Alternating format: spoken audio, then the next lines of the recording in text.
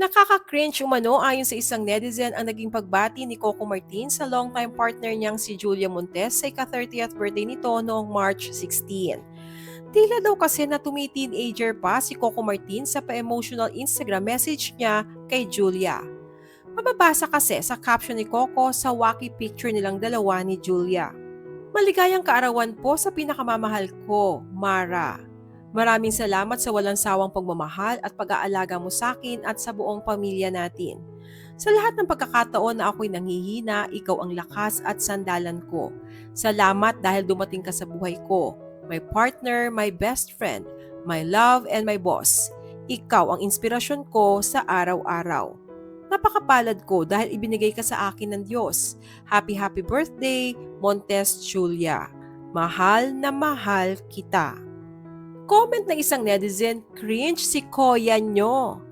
Nagad namang nireplyan ng mga fans ni Coco at Julia. Sabi ng fans, walang nakaka-cringe sa birthday greeting ng aktor dahil nagpapakita lang ito ng kanyang nararamdaman at pasasalamat sa taong minamahal niya at nagmamahal rin sa kanya at sa kanilang buong pamilya.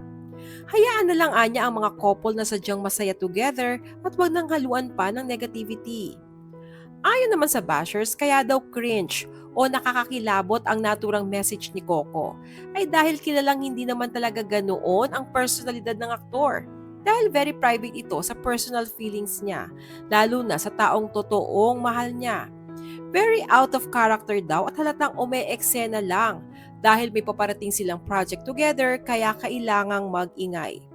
Dagdag pa rito ang kamakailang pakis sa lips ni Coco kay Julia sa mga nakaraang performances nila together.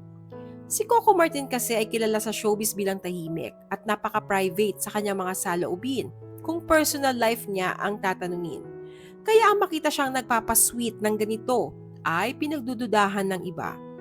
Isa sa mga nakikitang dahilan ng netizens kung bakit nagpapasweet si Coco kay Julia in public ngayon ay para lumikha ng ingay bilang promo na rin sa ginagawa nilang project together. Matatanda ang matagal nilang itinago ang kanilang relasyon pati ang tungkol sa mga anak nila ay tahimik rin sila. Dahil ayon nga kay Coco, he wants to maintain the privacy of their personal life. Pati mga anak nila ay yaya umano ang parating kasama pati paghahatid sa school. Ayon pa sa mga balibalita ay naka-NDA o Non-Disclosure Agreement pati parents ng ibang estudyante sa school ng mga anak nila. Gayunpaman, mas marami ang masaya na comfortable na sina Coco at Julia na mag-out in public ng kanilang relasyon. Pero masabik ang netizens kung kailan nila ipapakita sa tao ang di umano'y tatlo nilang anak. Kayo gusto niyo rin bang makita ang mga anak ni na Coco at Julia na ang panganay daw ay si Matilda, sumunod si Popoy at ang pangatlo ay hindi pa sinasabi sa publiko? Share your thoughts below.